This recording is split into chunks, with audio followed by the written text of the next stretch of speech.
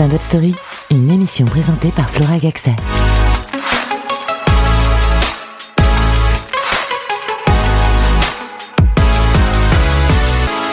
Bonjour, vous écoutez Stand-up Story, l'émission qui vous fera aimer le stand-up, du moins je l'espère. Je suis Flora et nous avons l'immense honneur d'accueillir pour cet épisode Samia Orosman. Bonsoir. Bonsoir Samia, comment vas-tu ? Ça va toujours. Et toi ? Très bien, je te remercie. Un grand merci d'avoir accepté cette invitation et d'avoir bravé le froid. Ah, merci à toi. J'avoue que ça n'a pas été facile, mais Dieu merci, je suis là. Actuellement, tu as ton 3e spectacle en rodage aux alentours de Paris, c'est bien ça ? C'est ça. J'ai fait quelques dates de rodage au Kremlin Bicêtre dans une salle qui s'appelle le Sound Comedy qui se trouve juste au-dessus d'un resto thaï, c'est rigolo. Et en fait, ça s'est bien passé, mais je t'avoue que moi, j'ai encore du mal parce que je sais que c'est pas fluide. Donc il faudrait que je retrouve un autre endroit un peu plus au centre de Paris pour continuer de le roder. Et en attendant, je continue de jouer le 2e spectacle parce qu'il y a plein d'endroits où les gens l'ont pas vu. Et c'est Je suis une bouffonne, le titre ? C'est ça. Okay. C'est ça. Donc je fais quelques dates. J'ai une date en Suisse, à Lausanne, j'ai une date à Lyon, j'ai une date près de Metz, à Famec. Et puis je organise un plateau aussi d'humour à Djerba. Ah, c'est super. T'arrives à internationaliser, pardon. Ouais, moi j'ai eu la chance de jouer dans une trentaine de pays à travers le monde avec mon spectacle. Et en fait, Djerba, c'est un peu, c'est l'île d'où viennent mes parents. Et donc, j'avais organisé un festival et maintenant, j'ai pas trop les moyens de le refaire parce que c'était quelque chose de très gros et qui demandait beaucoup d'énergie et de main d'œuvre surtout pour pouvoir le faire. Et donc, du coup, là, à défaut de pouvoir faire un festival, j'organise des plateaux d'humour une fois tous les mois ou tous les 2 mois pour essayer de faire vivre la scène culturelle là-bas pour les francophones. Parce qu'il y a beaucoup de gens qui se sont installés à Djerba et qui n'ont pas l'occasion de sortir.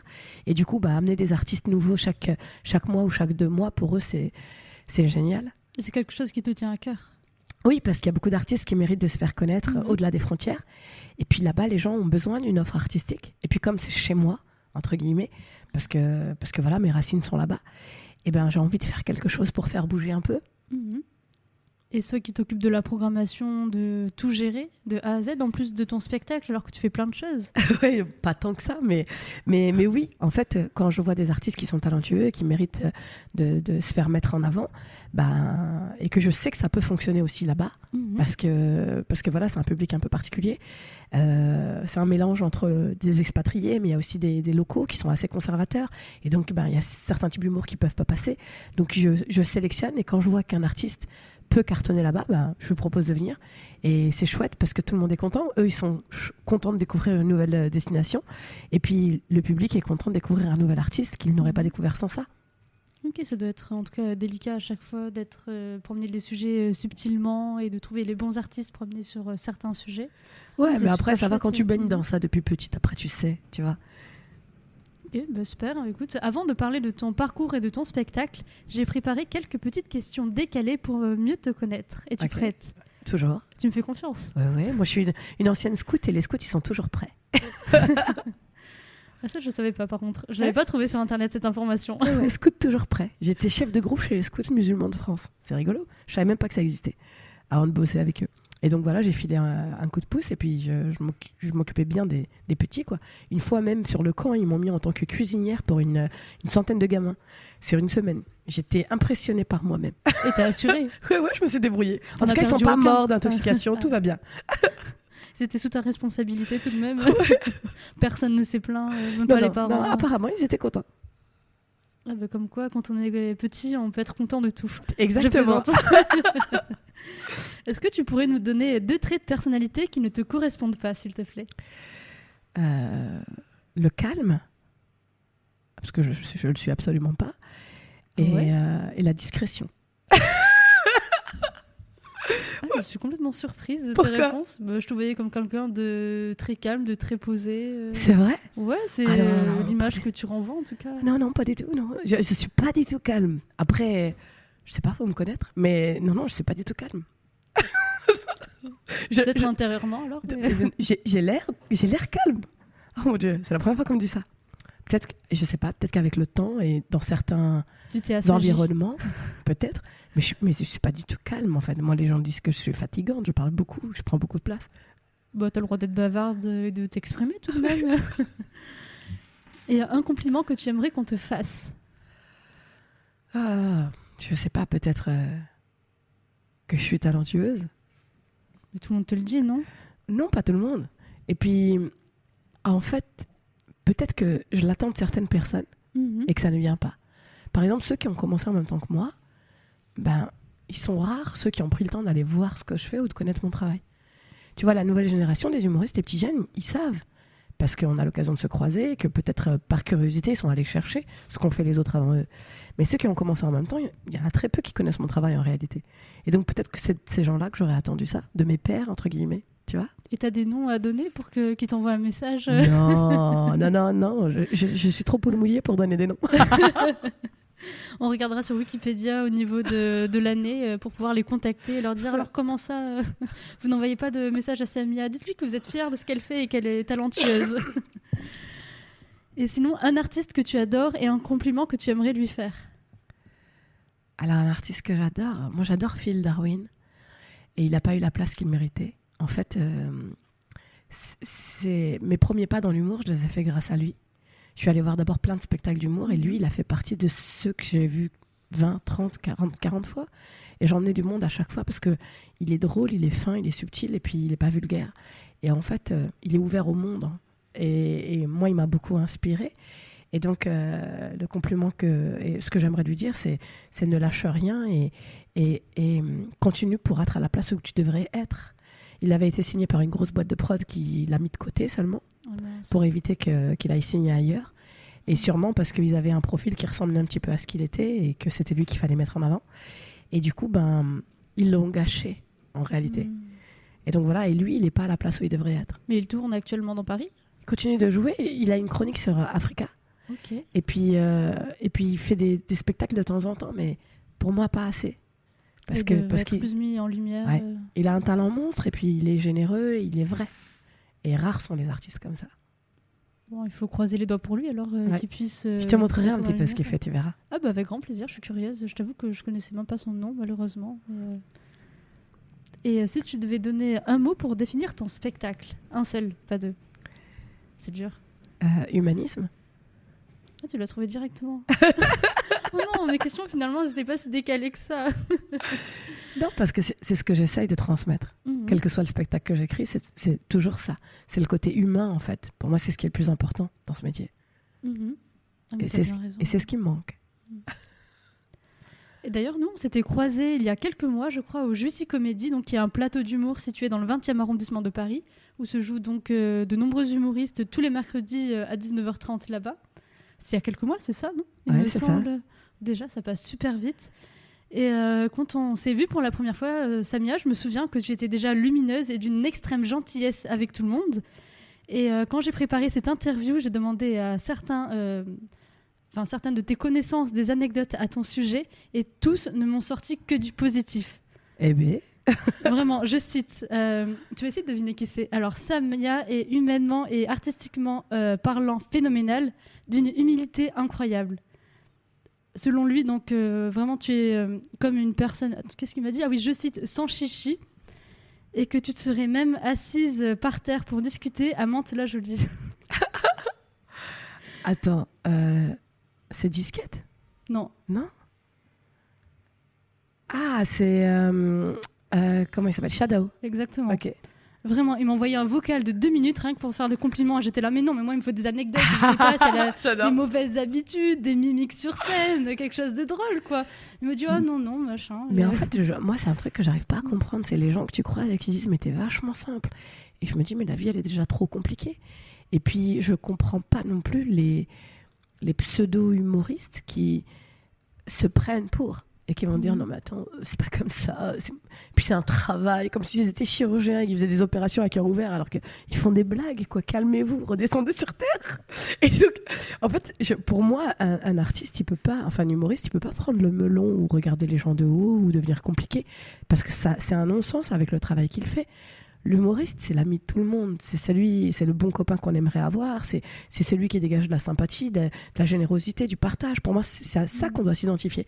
Et celui qui est dans le mépris, l'orgueil et la condescendance, il n'est pas fait pour ce métier. Il a qu'à devenir chanteur, diva, tu vois. C'est plus adapté, je pense. Il y en a qui recherchent le succès et après, avec le public, la reconnaissance, ça peut monter à la tête et c'est un phénomène qui peut être, entre guillemets, normal du moment que c'est passager. C'est tellement triste. Parce qu'en fait, ils ne se rendent pas compte que c'est ces gens-là qui les font. Donc si tu deviens méprisant avec les gens qui te font, comment tu veux continuer à faire ce que tu fais ? C'est grâce à eux que tu existes. Si eux, ils ne payaient pas leur place pour venir te soutenir ou s'ils ne te suivaient pas. Mais ils vont te dire, ouais, mais c'est parce que je suis le meilleur, c'est pour ça. Et donc tu peux avoir une certaine arrogance de certains. Oh mon Dieu. Toi, tu es vraiment tout l'inverse. Pour moi, c'est un échange. On n'est pas là juste pour briller en haut et que les gens soient là pour nous aduler. Pour moi, c'est un partage, c'est un échange. Ce que tu donnes au public, c'est ce que tu reçois aussi. Donc tu donnes de l'amour, tu vas recevoir beaucoup d'amour. Et pour moi, c'est ça qui est important, c'est cette connexion qu'on peut avoir avec les gens. C'est vrai que le monde du spectacle, en fait, c'est un moment d'échange, un moment humain entre personnes authentiques et que c'est dommage qu'il y ait de l'arrogance parfois et tous ces trucs-là. Mais je pense que les gens le ressentent au bout d'un moment. On peut pas leur mentir trop longtemps. Mais après, tu vois, dans les chanteurs, il y en a plein qui deviennent de petites stars capricieuses. Non, après, pour moi, les chanteurs, c'est pas grave. Parce qu'on les suit pas pour être sympa. On écoute leurs chansons, c'est tout. Tu vois, donc qu'ils soient sympas ou pas, qu'ils aient un sale caractère, on s'en fiche, parce qu'on écoute leurs chansons. Et les humoristes, on pourrait dire pareil, du moment qu'ils nous font rire. Non, un humoriste, il est censé être sympathique. Okay. Il est censé dégager ce capital sympathie. Pour moi, c'est le bon copain de tout le monde. Tu vois, après, peut-être que j'ai une vision erronée des choses, j'en sais rien. Mais pour moi, c'est pas compatible. Tu peux pas faire la diva si tu es humoriste. Change de taf. Deviens diva. Deviens Maria Carey et c'est bon. Maria Carey, elle a le droit. Elle peut faire sa diva. C'est une diva. C'est une diva. Elle est là pour chanter. Elle a fait la star. Et puis, les gens la respectent peut-être pour ça aussi. Ils en font des caisses pour la mettre bien parce que pour eux, c'est important qu'elle soit là. Mais pour moi, dans l'humour, tu peux pas te comporter comme ça. Mais après, je te dis d'avoir ton point de vue, c'est intéressant. Après, j'ai peut-être tort, j'en sais rien. Mais en tout cas, pour moi, c'est inconcevable. Bah écoute, sinon, quand j'ai toujours essayé de récupérer des anecdotes sur toi, on m'a dit juste comme quoi, fut un temps, tu aurais vexé certaines personnes. J'adore mettre du suspense comme ça, c'est terrible, pour pas grand-chose au final, tu vas voir. Car on m'a dit qu'à un moment donné, tu ne faisais plus la bise aux hommes. Et ça en a marqué certains. Il pique. Je vais pas faire un truc de désagréable. Mais je fais des bisous aux filles. Mais les garçons, je leur ai proposé des câlins. En échange, je suis gentille quand même, tu vois. C'est juste que c'est quelqu'un qui me dit ça direct. Je dis non, mais bon, pour une fois, j'ai pas eu que parce que des son rêve, c'était de m'embrasser, puis du coup, il était dégoûté. Je donnerai pas son nom, du coup. Non, ça me dérange pas. Mais non, c'est juste une anecdote comme ça qui m'a indiqué. Parce que vraiment, j'ai essayé de contacter plein de monde et tout. Je me suis dit, tiens, de faire un petit truc comme ça rigolo. Et donc, sinon, on va revenir un petit peu donc, à toi, à ton spectacle. Donc, tu fais énormément de choses, je crois. Tu es comédienne, écrivaine. Tu es passée à la télé de nombreuses fois, notamment chez Laurent Ruquier pour On ne demande qu'à en rire. Tu fais des vidéos sur YouTube. Je suis perdue, raconte-moi. Bah écoute, j'essaye d'être un peu présente, mais... Un peu ? T'es présente partout. Je sais pas, c'est peut-être l'impression que tu as, j'en sais rien. Moi, j'ai pas l'impression tant que ça. Mais j'essaye de faire des trucs chouettes, tu vois. Je m'amuse, j'aime les rencontres, j'aime me lancer dans de nouveaux projets à chaque fois. Et puis surtout que ce soit quelque chose de ludique, où on transmet quelque chose, où on partage des valeurs. Et donc, j'ai fait des collaborations avec d'autres artistes pour faire des vidéos explicatives de certains trucs qui pourraient poser question. Et puis j'ai organisé des plateaux d'humour parce que je voulais emmener d'autres copains avec moi se faire connaître dans des endroits où ils méritaient. Et donc voilà, je sais pas, j'aime pas rester en place, j'aime faire des choses. Et donc je m'occupe comme je peux. J'ai pas d'enfant, tu sais, ça aide. Quand tu as une vie pas trop remplie, en fait, bah du coup tu peux t'épanouir artistiquement, tu vois. Les mamans, je pense qu'elles ont moins de temps à consacrer. Et j'ai un mari qui est assez autonome, tu vois, il n'attend pas que je sois là pour lui faire la popote. Donc du coup, je peux faire ce que j'ai envie de faire, tu vois. Donc tu t'épanouis dans plein d'activités, tu as du temps pour toi. Ouais, c'est chouette. Surtout là, en ce moment. Là, surtout pour le 3e spectacle qui est en rodage. Est-ce que tu peux nous parler un peu de ton parcours artistique d'un point de vue chronologique, s'il te plaît, pour savoir un peu comment t'en es arrivée là. La première fois que je suis montée sur scène, j'avais 12 ans. Je me suis inscrite à un atelier théâtre pour esquiver les tâches ménagères un mercredi après-midi. Est-ce que chez nous, si t'avais pas école, il fallait faire le ménage avec maman. C'était comme ça, il n'y avait pas d'autre alternative. Et du coup, je me suis inscrite à un atelier théâtre que la prof de français animait le mercredi après-midi. Et la première fois que je suis montée sur scène, c'était pour une improvisation théâtrale. Je devais jouer le rôle d'une fille dont le copain venait de se faire renverser par une voiture le jour de son anniversaire. Et j'ai tellement cru à mon histoire que j'ai pleuré et j'ai fait pleurer mes camarades. Et à partir de ce moment-là, je me suis dit, c'est ça que j'ai envie de faire. À 12 ans. Faire pleurer les gens. Ça dit qu'en fait, tu n'es plus toute gentille. Tous les compliments qui ont été énoncés auparavant, on peut les supprimer. Voilà, exactement. Au montage, ça sera supprimé. En fait, je me suis sentie exister. Je me suis sentie valorisée parce que j'avais impressionné les gens autour de moi. Et je me suis dit, mais je suis faite pour ça, en fait. Ouais, t'as réussi à faire vivre des émotions. C'est magique. Tu sais, en PNL, on apprend aux gens que, dans cette formation, on apprend aux gens que si tu arrives à faire pleurer les gens et à les faire rire, tu les fais tomber amoureux de toi. Et il y a un peu de ça. Dans mon spectacle, je fais rire les gens, mais il y a des moments d'émotion. Et du coup, ça nous rapproche parce qu'on rit ensemble, on pleure ensemble pendant 1 heure. Et à la fin, les gens, ils sont comme des amis, mais plus comme ils sont peut-être émotionnellement connectés parce qu'ils arrivent à mieux te connaître. Peut-être. C'est ça. Et donc, il y a une espèce de lien qui se crée. Et généralement, le public revient après pour les prochains spectacles où il parle de moi autour de lui parce que c'est un spectacle qui leur a fait du bien, qui leur a permis de rire de quelque chose qui faisait pleurer et puis qui les a émus, qui les a touchés. Et donc, c'est un spectacle qui rassemble. Et ça, depuis le premier, en fait. Le premier, je parlais des différentes cultures qui forment la France et tout le monde se reconnaissait à un moment ou à un autre, enfin presque tout le monde. Et du coup, ça a rassemblé les gens. Ça a fait du bien. Et en fait, je suis dans ça, dans le rire qui soigne, le rire qui fait du bien, le rire qui apaise un peu. Et tu parles beaucoup de l'Afrique, je crois, dans ton spectacle. Ouais, parce que je suis amoureuse de l'Afrique subsaharienne.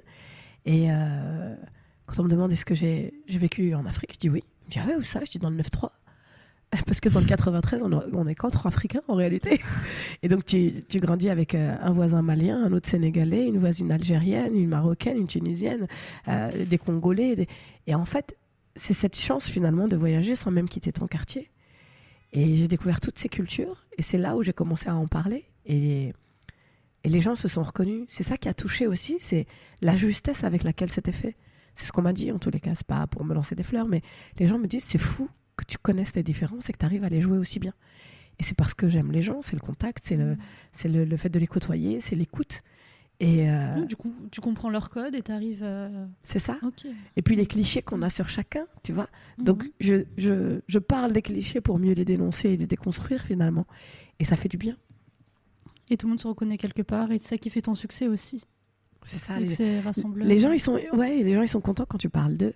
Et quand par exemple, là dans le 3e spectacle, je leur racontais toutes les provinces et toutes les régions où je suis allée jouer. Et donc, je décris des petits coins d'Afrique subsaharienne, par exemple, ou du Maghreb, et puis les gens reconnaissent, et puis ils disent « Ah, mais c'est chez moi !» Tu les fais voyager. Ouais. Tu ne peux pas forcément y retourner. C'est ça. Moi, j'ai un copain qui est venu voir le dernier spectacle, il m'a dit « Mais tu nous as fait faire 43 pays sans visa !» Et j'ai trouvé ça chouette. Et pour un prix beaucoup moins cher aussi. Voilà. Mais j'aime l'échange. Tu vois, je trouve ça magnifique qu'il y ait autant de cultures. Et si on a la chance d'en connaître certaines et de pouvoir les partager avec d'autres, ou de partager les codes et de faciliter la compréhension des uns vers les autres, je trouve ça cool. Donc on ressort de ton spectacle avec tout plein de connaissances, une ouverture d'esprit encore plus élargie. Ben moi je sais que ça a donné envie aux gens d'aller découvrir certains pays desquels je parlais.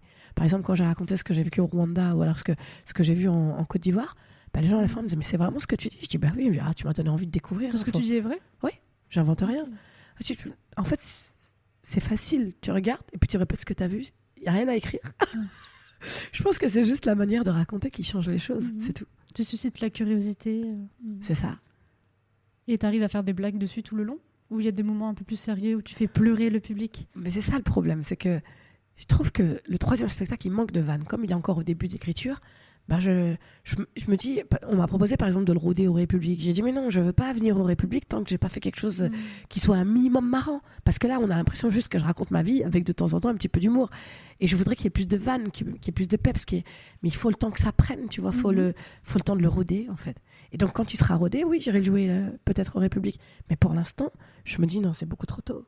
Même Non, si là, tu te rodes et une fois que c'est bon, bah, t'as la date République et tu cartonnes et puis succès monstrueux. J'espère. Mais Je oui, sais pas, ça on va verra. arriver. Mais plus tu avances et plus tu as de l'exigence envers toi-même. Parce que quand tu joues le même spectacle pendant 10 ans et que ça fonctionne bien et que tu sais à quel moment les gens doivent rire, ça devient comme une chanson que tu connais par cœur. Et donc, il y a plus vraiment de surprise parce que tu sais qu'à tel moment ou tel moment, ça va bien marcher. Tu as le rythme, en fait. Ouais. Tu as le rythme. Mais quand tu te testes dans quelque chose de neuf, tu vas à tâtons comme quelqu'un qui ne voit pas, tu vois, et tu avances doucement en disant bon, est-ce que ça je peux le raconter, est-ce que ça va pas crisper les gens, faut toujours faire preuve de subtilité quand tu parles des choses, surtout quand tu parles de thèmes qui sont un peu houleux. Et c'est ça le plus difficile peut-être. Mais ça te perturbe de tâtonner un petit peu, sachant que tu as une belle carrière et que tu as réussi plein de choses? Bah oui, toujours. Tu remets ton titre en jeu à chaque fois. Les gens me disent, mais t'as encore le trac. Je dis, mais bien sûr, c'est comme une nouvelle rencontre amoureuse. À chaque fois que tu rencontres un nouveau chéri, c'est pas parce que t'en as connu plein avant que tu vas pas être émoustillé et que tu vas pas te poser 1 milliard de questions. Et tu vas dire, mais heureusement. est-ce que je vais lui plaire? Est-ce qu'il va regarder comme je suis ou est-ce qu'il va s'arrêter sur mes défauts? Et ben, le public, c'est pareil. À chaque fois, c'est une reconquête. Et chaque public est différent. Donc, à chaque fois, tu as peur de ne pas plaire, de pas conquérir. Et puis, finalement, dès les premiers rires, ça va. Ça te rassure, les Ouais. rires. Et à la fin, tout le monde te remercie. Tout le monde dit que t'es drôle et en plus que t'es talentueuse, etc. Donc, tu recommences. Généralement, les gens sont contents. Mais je t'avoue qu'à chaque fois que tu remets ton titre en jeu, bah, t'as peur, toujours. Et puis, c'est aussi ça qui nous anime quand on se lance dans... Quel que soit l'art qu'on fait, moi je pense que les artistes, ils ont un besoin d'être réconfortés dans ce qu'ils sont et dans leur qualité. Et je suis convaincue que l'art naît de la souffrance. Et donc quand on a rencontré des difficultés, on a envie de les exprimer à travers n'importe quelle forme d'art. Et on a besoin du retour des gens pour nous dire, cette souffrance, tu l'as transformée en quelque chose de tellement beau. On a besoin de la validation des gens, plus que les autres. Surtout dans le milieu du stand-up, j'ai l'impression... Oui, après, il y a beaucoup d'ego aussi chez nous. Et comment t'en es arrivé à faire des émissions télévisées? Ils m'ont invité quand il y a eu des attentats. Ah bon? Parce qu'en fait, j'avais fait une vidéo où je jouais le rôle d'une maman arabe chez moi, dédiée aux islamistes, djihadistes, salafistes, pianistes, cyclistes, et en leur disant merci de choisir une autre religion parce que nous, on est fatigués. Et cette vidéo, elle a buzzé, elle a fait genre 1 million de vues, et après, on m'a invité sur toutes les chaînes. France 2, TV5, M6, Canal+. C'était impressionnant, mais bizarrement, ça a été que cette fois-là qu'on m'a invité spontanément. Donc ça Après, fait de grandes proportions temporairement. Ouais. En fait, c'est triste parce qu'en France, on a toujours besoin de placer les gens dans des cases. Et donc, dès qu'il va y avoir un attentat ou un sujet sensible ou quelque chose qui a un rapport avec l'islam, c'est moi qu'on va appeler comme humoriste en me disant « Hey, il y a une musulmane gentille, elle va pouvoir un peu nous faire rire et puis apporter autre chose. » Mais les gars, je suis pas un foulard sur pattes, en fait. Je suis humoriste. Et quand je vais jouer en Afrique subsaharienne, à aucun moment on parle de ma foi, de ma religion, de ma pratique ou de ma tenue. Tu vois? Et c'est peut-être ça qui a fait que je suis allée jouer ailleurs.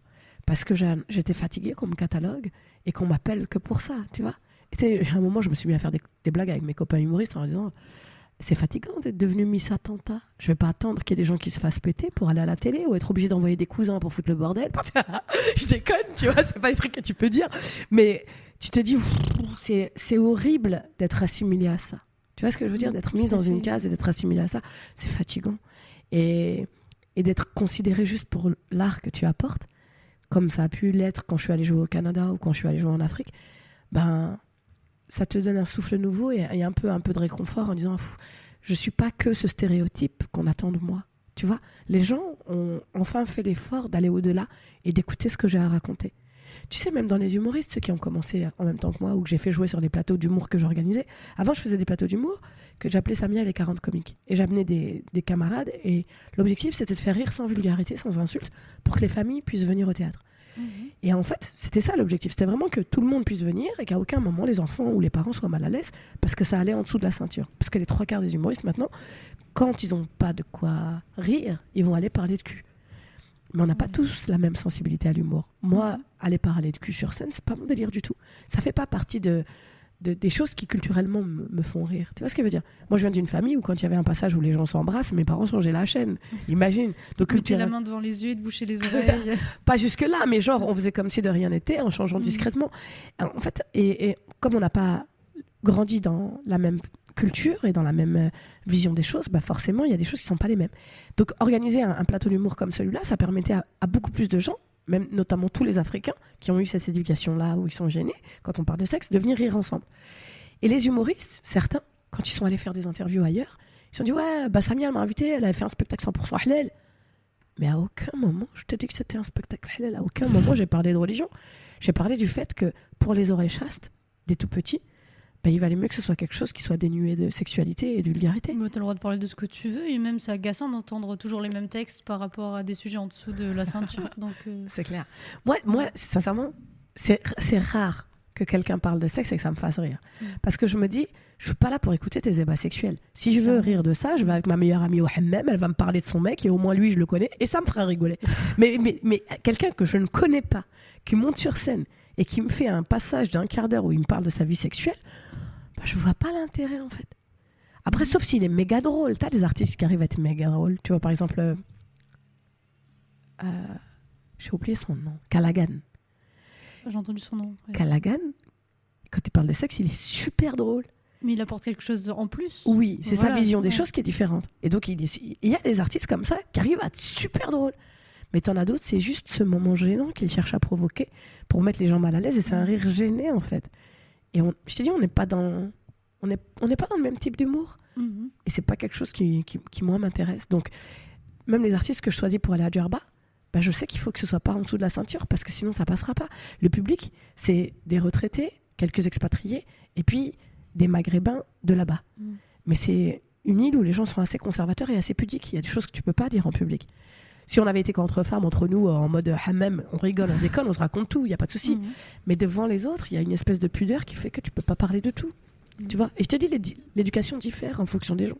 Mais c'est important d'avoir quand même une certaine forme de pudeur et de pas, comme tu dis, dire des choses qui sont quand même... Écoute, j'ai l'impression que c'est devenu le contraire maintenant. Et surtout les femmes, on dirait qu'elles vont dans le trash pour montrer qu'elles sont capables de faire pire que les hommes.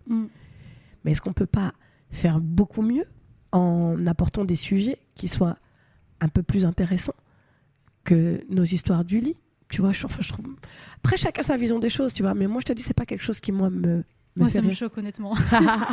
Des fois, je vois certains humoristes et je me dis, oh non, il va parler de tel sujet en dessous de la ceinture, oh là là, qu'est-ce que je fous ici. Je comprends totalement ce que tu dis. Et j'ai le même point de vue à ce niveau-là. Et oui, je vais te demander pourquoi le nom de ton spectacle est « Je suis une bouffonne ».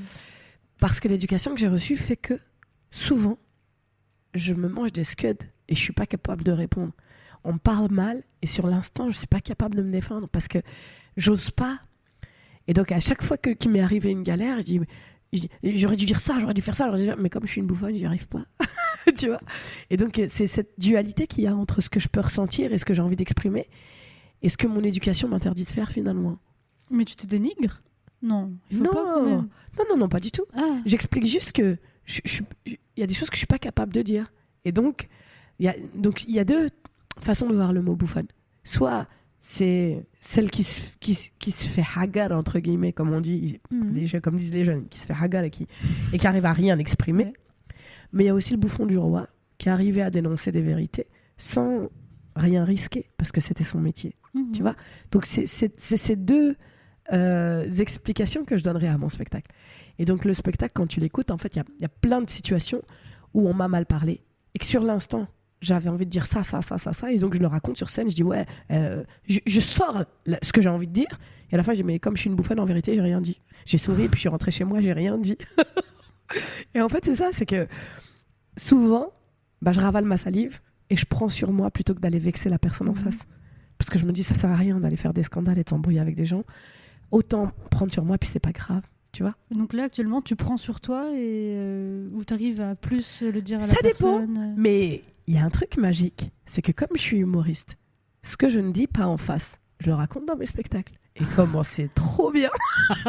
Et tu mentionnes des personnes qui t'ont vexé ? Oui. Par exemple, il y a une sage-femme qui s'est très mal comportée avec moi quand je suis allée à l'hôpital en procréation médicalement assistée, qui me dit madame, de toute façon, il va falloir perdre du poids parce que quoi qu'il arrive, même si vous tombez enceinte, il y a de forts risques de fausse couche.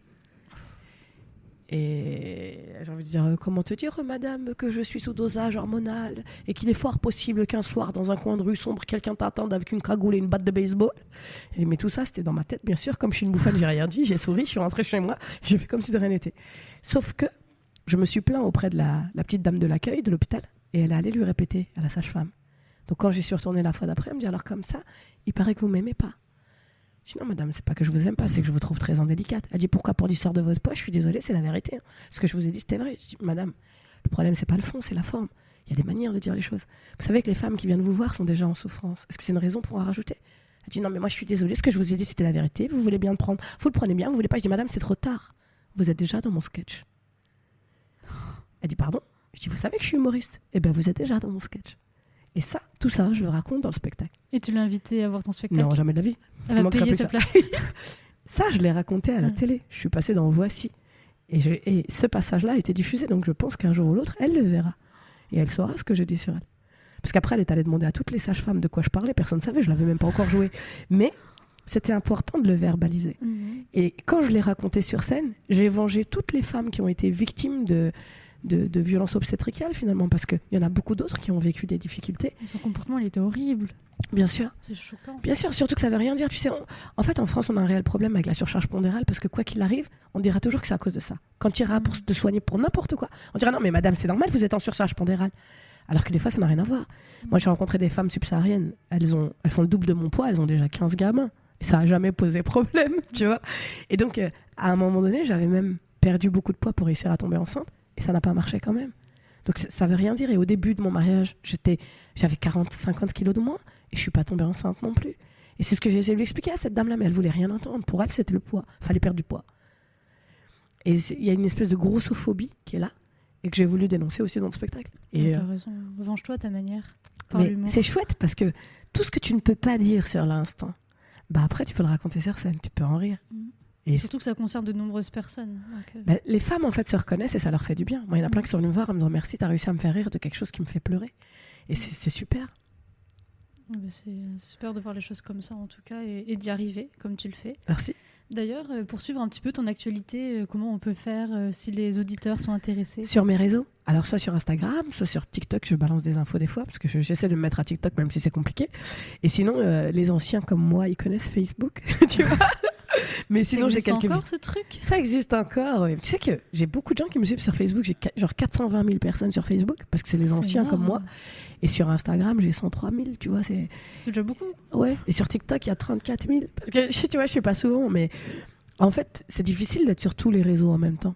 Et puis, moi, je suis pas de la même génération que toi. Tu vois, on a du mal aussi à se mettre à la page, à se mettre à jour. C'est compliqué.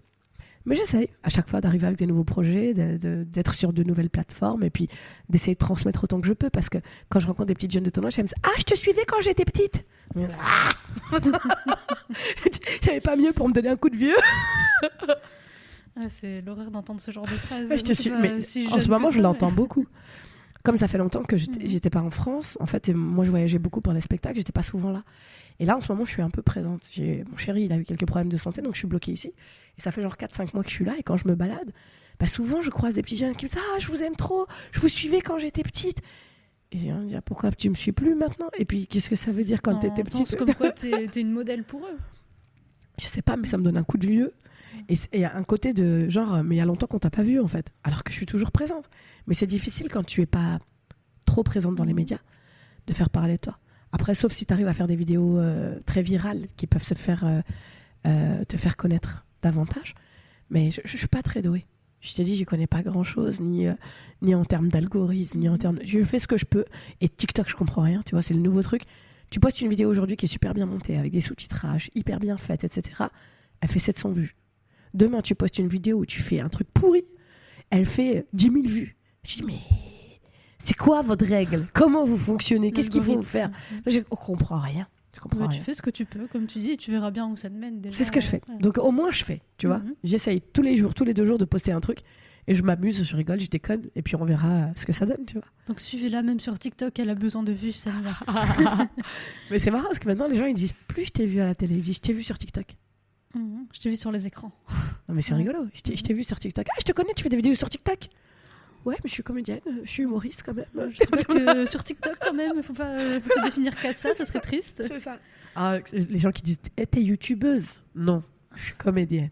D'accord. Créatrice de YouTube. contenu. YouTube, c'est une plateforme sur laquelle j'ai mis mon travail, mais je suis comédienne. Ouais, je comprends. Bon, en tout cas, merci beaucoup Samia pour ta venue. Donc il faut vraiment Merci te à toi. suivre sur tous les réseaux pour voir où est-ce que tu joues. Ouais, mais je suis plus réactive sur Instagram. S'il y a des gens Ok. qui cherchent, et je réponds à tout le monde. Et Tous tu les mets, messages privés, je réponds à tout le monde. Donc si jamais il y a quelqu'un qui a besoin d'avoir des infos, qui m'envoie un message sur Instagram, il tape Samia O Roseman. Tu mets Samia O, le premier qui sort en bleu, c'est moi. Cherche pas. Et puis je leur donnerai toutes les informations pour les prochaines dates de spectacle. Et on peut prendre facilement du coup notre billet pour venir te voir. Exactement, welcome. Ah bah super, merci beaucoup pour ta venue. Merci à toi. L'émission touche à sa fin et nous vous remercions d'avoir écouté Stand Up Story, l'émission qui vous fera aimer le stand-up, du moins on l'espère. Bonne journée à tous et à la semaine prochaine.